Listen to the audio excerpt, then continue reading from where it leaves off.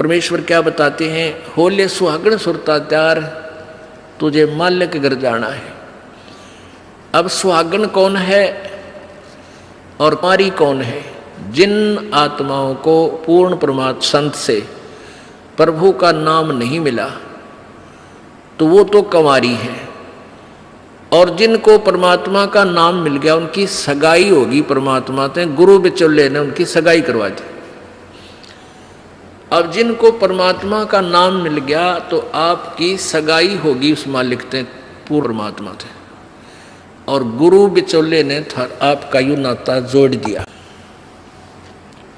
तो इसलिए कहा कि होले सुहागण सुरता त्यार, जो उपदेशी आत्माएं हैं वो सुहागण हैं, और जिन्हें नाम नहीं लिया है वो अभी कुंवारी हैं। और जो सुहागण होगी जिसकी सगाई हो जाएगी तो वह इंतजार वही आशा कर सकती है पिया के घर जाने की।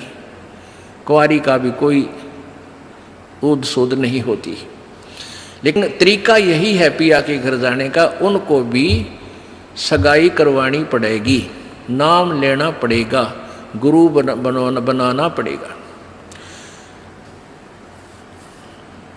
तो उन सुहागन आत्माओं को, उपदेशी आत्माओं को परमात्मा कहते हैं होले सुहागण सुरता त्यार तन माल्य के घर जाना है। अब तुझे वहां जाने का तेरा काम बन गया, यानी स्टार्ट हो गया ये प्रोसीजर। ब्याह भी होगा, सगाई हुई है तो ब्याह भी होगा, ब्याह होगा तो फिर सारा काम होगा, पति के घर भी जाएंगे। तो हम स्टार्ट कर चुके हैं, हमारा काम शुरू हो गया। फिर क्या बताते हैं, होल सुहागण सुरता त्यार तुझे मालिक घर जाना है, तेरा सुन शिखर बरतार। सुन शिखर यानी शिखर माने चोटी में, सुन माने सब जहाँ कोई और नहीं, केवल वही एक मालिक और उसका लोक है। सबसे टॉप मोस्ट प्लेस पे वहाँ तेरा पति, तेरा भरतार, तेरा मालिक है। सतलोक में सत्य पुरुष है। वहाँ क्या बताते हैं, रंग महल में रास विलास अपार है, चलो सकी उस देश सुकंत हमार है। उस रंग महल में सारे ठाठ बाट हैं सतलोक के अंदर, और चलो सखी वहाँ अपना वो मालिक पति है, वो अपना कंत है, अपना प्रभु स्वामी मालिक है, उस लोक में चलो।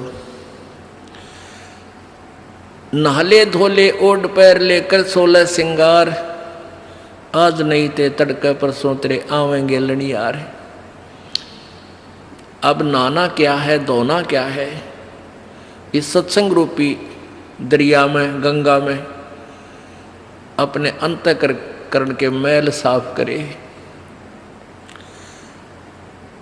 ओढ़ पैर ले, यहाँ क्या ओढ़ना है, क्या पहनना है, कौन से आभूषण हैं कि साधु जैसा भाव आपके अंतःकरण का दिखे, भक्ता के से लक्षण हो, ये तरह ओढ़ना है। और शील, संतोष, विवेक, दया भाव हैं, ये इस प्रकार के 16 तरह आभूषण हैं जो एक जैसे लड़कियां वैसे ही उदाहरण देने पड़ते हैं उन्हीं के आधार से।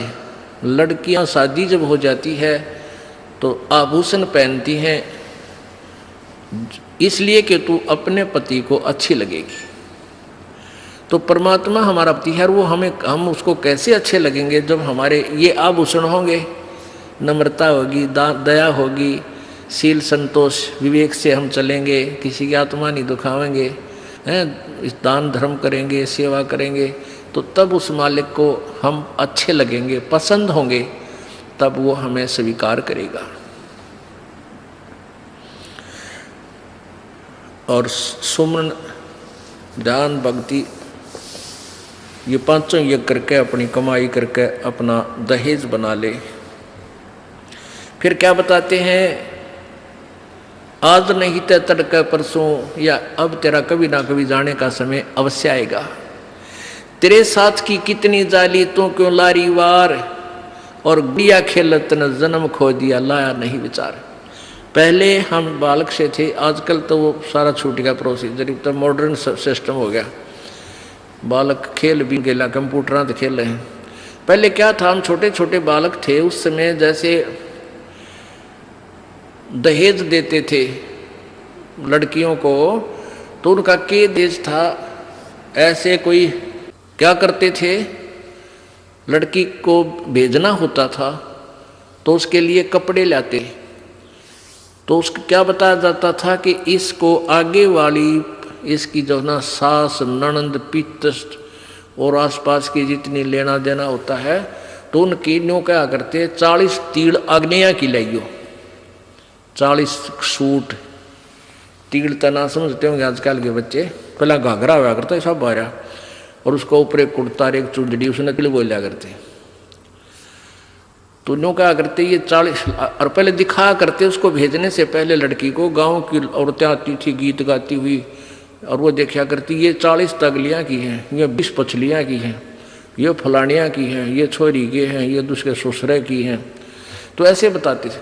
तो वो छोटी लड़कियाँ होती थी ना, छोटी छोटी, पहले स्कूल स्काल कोई जाता नहीं था, वो अपने में टाइम पास कराया करती, कहते गोबर बिटोड़ा करती ना, फिर वो छोटी होती तो क्या करती थी, वो छोटे छोटे टुकड़े कपड़े सिलने के बाद दर्जियों पास हो जाते थे, उन इकट्ठे कर लेती और उनके ऐसी सतह बनता करके, और 40 तन्यारी गिनकर दगाल लेती, एक गठड़ी बांध कर उसमें, और 20 न्यारी धर लेती, न्यों का, और एक गुड़िया बना लेती, एक खिलौना बना लेती, एक गुड़िया सी खिलौने की स्त्री सी, और उस गुड़िया ने फिर गेला गुड़िया ने बांध देती गिठड़ी में, ये इसकी तीड़ अगलियाँ की, ये पछलियाँ की, और वो होते ही जिन्हें चीथड़े कपड़े टुकड़े से, और उनमें तो दूसरा कोई भाई या बहन उसी के लेवल का, 1-2 साल बड़ा छोटा, और एक आधा टुकड़ा निकाल लेता ना उसकी तीड़ मत है, उस गठड़ी मत है, वो पोटली बांध रही थी वह, तो वह रोन लग जाती वह लड़की, अरे मेरी तीड़ काट ली, पापीटर रोवर रोटी नहीं खावे, और ओढ़ चीथड़े ने वह तीड़ बांध रही, वो सूट बांध रही पूरा, तो बालक थी। और जब उस बेटी वाली लड़की बड़ी हो जाती है, युवा हो जाती है, और फिर उसका ब्याह हो जाता है, उसका शादी हो जाती है, विवाह हो जाता है, फिर उसको वो ओरिजिनल तिल मिल रहा है, वास्तविक तिल मिल रहे हैं, उसने वो सूट मिल लेंगे 10-20 जो भी उसके होते थे, तो फिर वह गुड़िया लेना खेला है, क्योंकि वह सैनी होगी, वो मैच्योर होगी।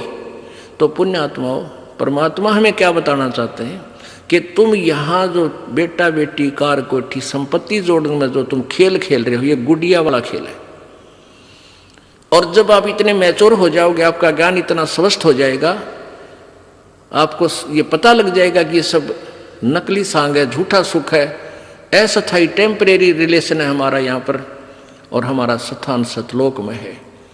तो फिर आप इन गुड्डा गुड़िया का खेलने की फिर इच्छा नहीं कर सकते, सपने में भी नहीं कर सकते। अब जवान लड़की जब उसका ब्याह हो गया और उसके बाद वो ओरिजिनल सूट उसने मिले हैं, फिर उसने वह खेल कर दिखा दे गुड़िया गिला, कदे नहीं खेल सकती।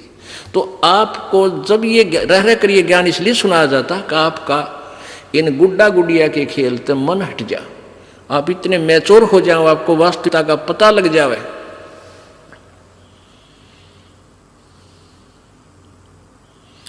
तेरे साथ किए कितनी जाली, तू क्यों लारी वार, गुड़िया खेलत जन्म गवाया, लाया है नहीं विचार, मालिक के घर जाना है। कितने ते गुड़िया खेल खेल जन्म खो दिया अपना सारा, ये कार कोठी बेटा बेटियां की जोड़ तोड़ में लगा रहा। अब उस सच्चाई से परिचित हो, फिर पुनः इन गुड़िया से नहीं खेलेंगे। अब तो चलो हैं, अब का जावे कहाँ, फिर भक्ति से ज्ञान से और कुछ ही समय दिनों में ऐसा समाधान आपका प्रभु कर देगा। बालक बच्चे भी आपके भगवान से डरने वाले, महात्मा की भक्ति करने वाले होंगे, और कुछ दिनों में आपको फ्री कर देगा प्रभु। अब भक्ति करें, बच्चे इतने बुद्धिमान समझदार हो जाएंगे, भगवान से डरने वाले होंगे कि अभी माता पिता ने अपना पूरा काम कर दिया, अभी इनको डिस्टर्ब ना करो। और वो परमात्मा से विश्वास करने वाले होंगे कि भी हमारा किया हमें मालिक जरूर देगा। तो इस प्रकार आपको फिर यहाँ से निकालने का एक सुअवसर परमात्मा देगा। और तभी आपका मोक्ष संभव है। तो ये परमात्मा ही करवाएगा, अपने इसके चरणों में